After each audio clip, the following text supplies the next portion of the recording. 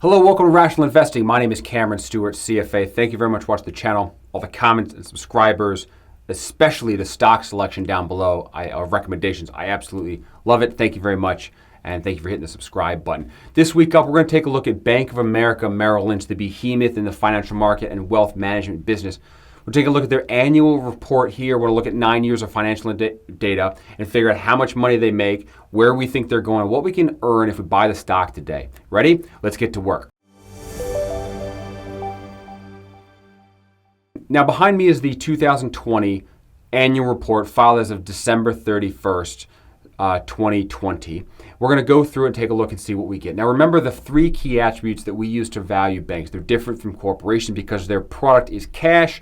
We measure cash flow, so cash is fungible, meaning a dollar in the bank account, we can't tell if that's a dollar that's a deposit from a customer or a dollar that's profit that they've generated from running their business. So it's a little confusing. We're going to stick with three primary characteristics. We're going to do top line revenue growth, you got to have that. Earnings growth, we look at net income, that's got to be growing, and book value per share needs to be growing is a good deal too. And we want to find, we're not growing, and book value per share needs to be a reasonable value to produce an outsized return for us as a buy and hold investor. Okay, let's take a look at the report and see what we get.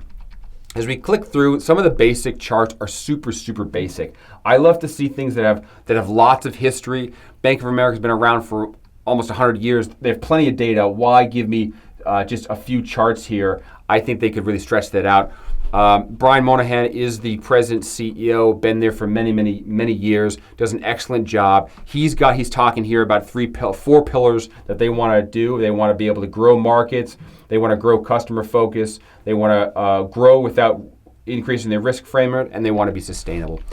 They definitely grew last year, and he calls that out. This is the breakdown of the revenue and net income that they're getting. You can see it's diversified. I'm going to stick with net income. That's really what we care about, is how much cash they're making. They get roughly $5.2 billion, or what looks like about a quarter of their business comes from global markets. Another maybe slightly more than quarter coming from consumer facing. Global banking is a little less as small, and then the wealth management, which would be Merrill Lynch, is basically $3.1 billion, maybe 20% or so of the overall business. But global markets and consumer bank is probably 75% of their business, and that's a beast. All right, the next thing I want to look at is the actual income statement and walk you through how I like to look at an income statement, especially a bank one where you've got a difference between cash, which is the product, and cash, which is what we measure on the balance sheet. So what they typically do is they have income statement listed with revenue up top, obviously, but their revenue, they look at it on a net basis, so that they take the loan revenue, the interest they receive from making loans to businesses, to homes, so forth, that loan revenue, the interest, less the interest they pay on depositors for use of that cash. They've got here interest income, that's basically interest on, that's the loan revenue that they generated from making loans. Interest expense, well, that's the expense that they had to incur by paying depositors for deposits in the bank. This is the cost of their cash. This is what they made with that cash. They difference the two to give a net revenue, $43 billion in this case.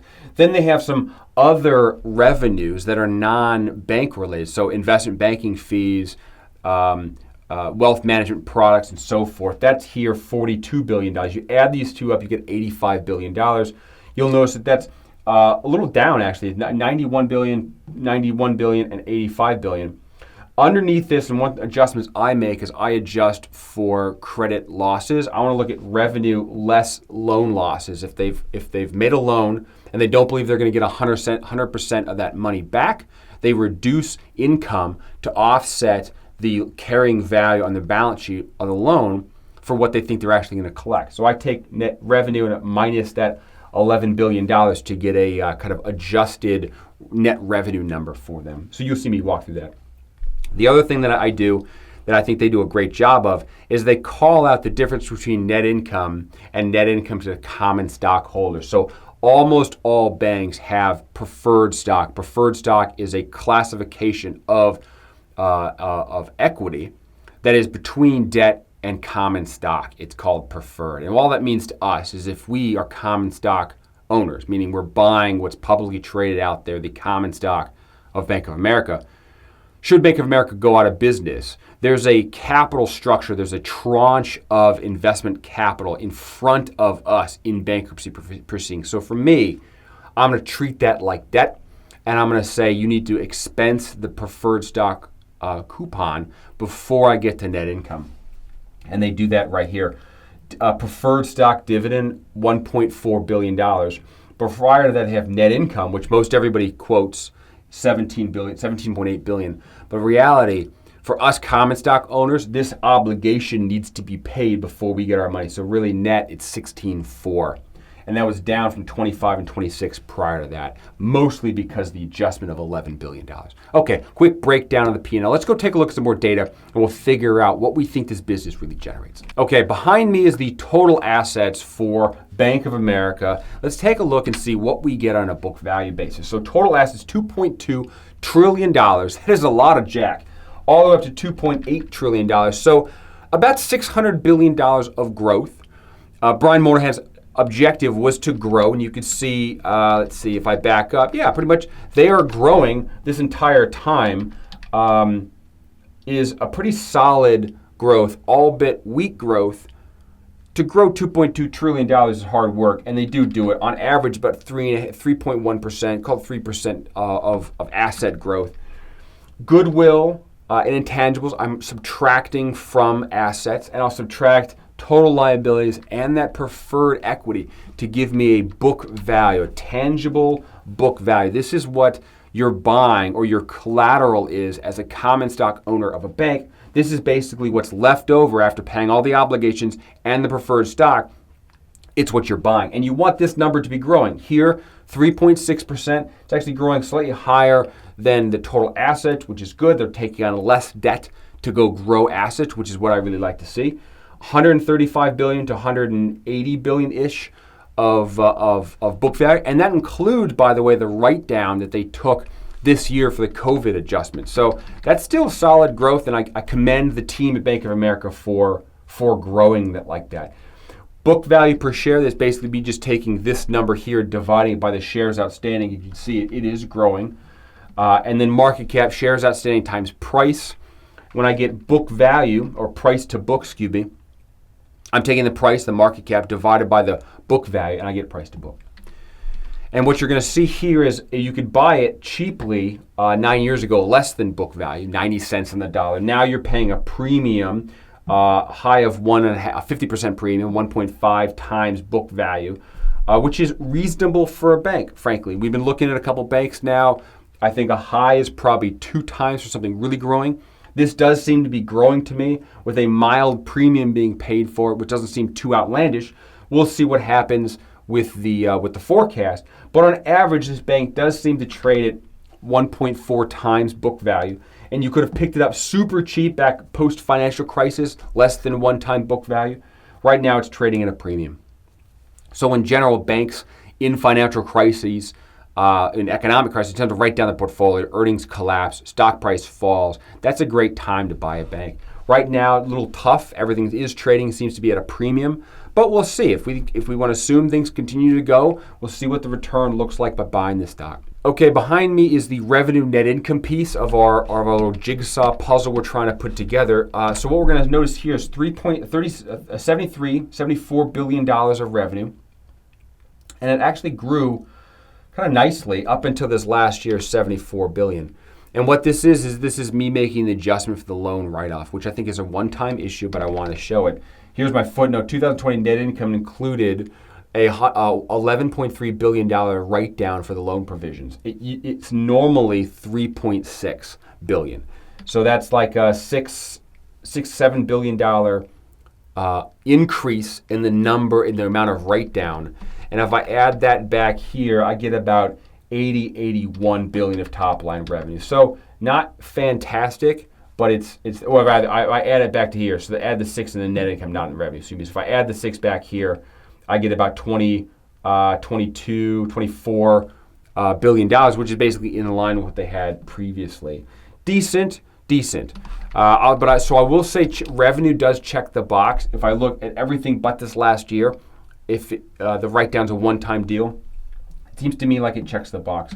Net income, it's a little shallow right here, and I think this is post 2008 financial meltdown. It took the banks a long time to get their feet under them, but then it definitely looks like they've done so, and he's been able to grow the bank. And if I look at this period of time here versus this period of time, that's a 14% annual growth rate. I've kind of averaged this period, and give it several years to get there. That's a monster growth for a behemoth company. So I kind of like that. This number here, 25%, doesn't really compute because it's a super low number here. So we're going to write that off and not use that number. But I'll use some sort of hybrid of this 14, probably bring it down substantially. But it looks like net income checks the box. What are they doing with that cash, right? They're taking out shares. They had to dilute themselves tremendously out of the 2008 financial crisis. So there's 10 billion shares outstanding. They're slowly chewing that away. There's 8.7 billion shares now. That's a 2.6% annual removal of shares, which is good.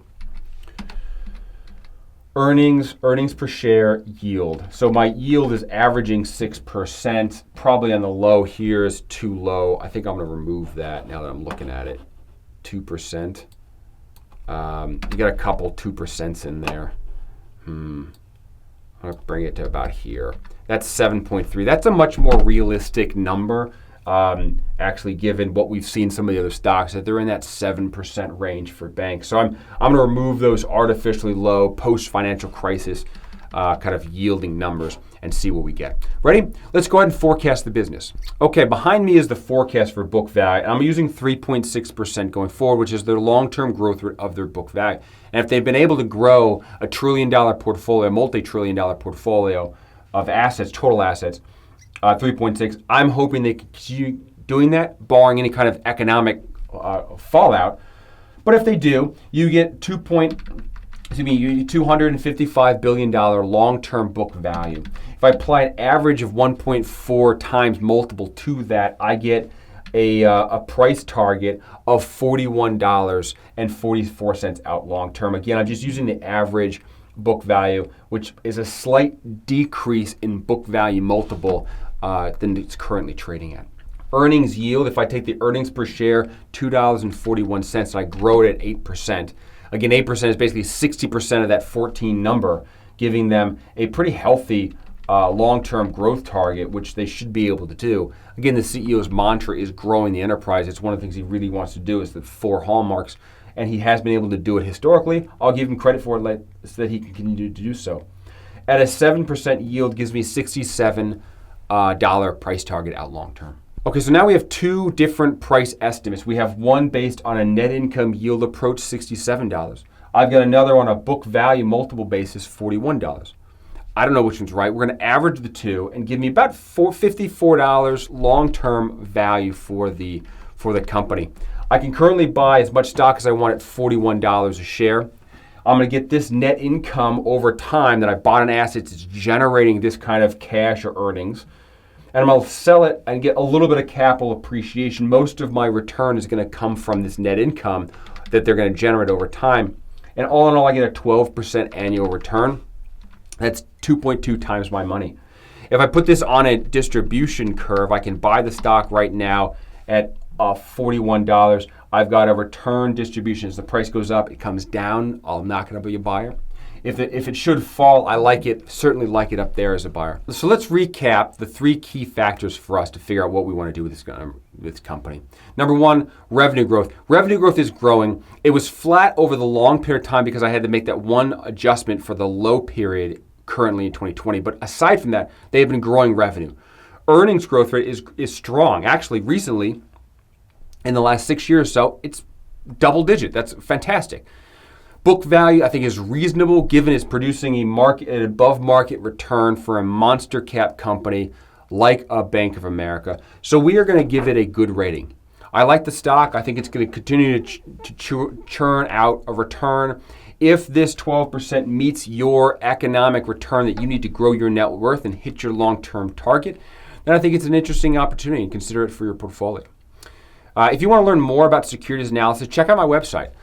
It's cashflowinvestingpro.com, where I walk you through how to read financial statements, how to build a forecast, how to assemble a financial model like this. In fact, I give you a model that you can use. It's very similar to this one. And I teach you how to think about assembling a portfolio of a handful of stocks that on average have a higher probability of beating the market than just buying an index. And that's what I'm trying to do. I want to create a portfolio that's got, say, 20 stocks in it, which each stock has on average a higher probability of beating the market than an index. And if I do that over time, I should outperform the index. That's the name of the game here for me. So my name is Cameron Stewart. This channel is rational investing dedicated to the people who build financial models around their investment decisions and don't simply invest blindly because of flashing green and red lights. Thank you very much for watching. Let me know what comments you see, what are the stocks you want me to take a look at, what are the comments you have. Hit that like and subscribe button if you'd like to. This is Cameron Stewart, Rational Investing. Thank you very much. Bye-bye.